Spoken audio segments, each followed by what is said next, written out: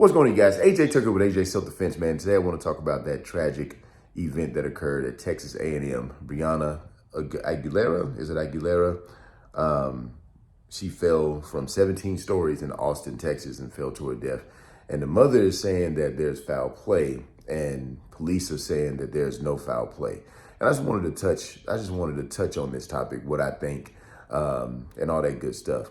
So this age range, man, that 18 to 25 age range, for me, that's where most of the people who I work with, because at that stage of your life, it's the first time in your life you're on your own, doing your own thing. And most of the time there's alcohol involved and you're out more.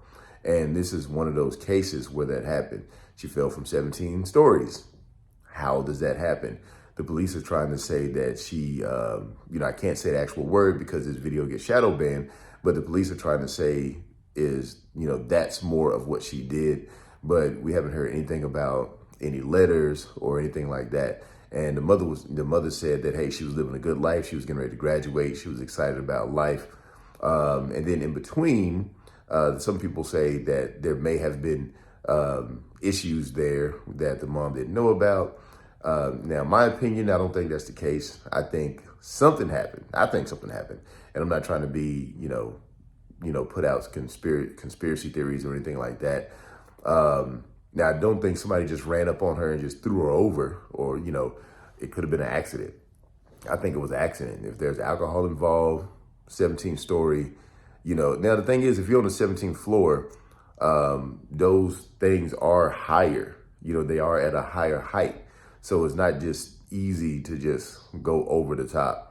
So, with that being said, we're not going to know what happened unless, something comes out on the phone.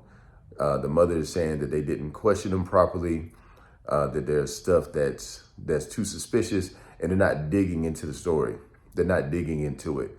And so it's like he said, she said type of thing, to where the police are saying one thing and the mother is like, man, this just doesn't add up. If I was a parent and my kid was in college, which I, have one going into college next year, and that same thing happened, I'd be the same way. It's like, hey, investigate this. Tell me exactly what happened.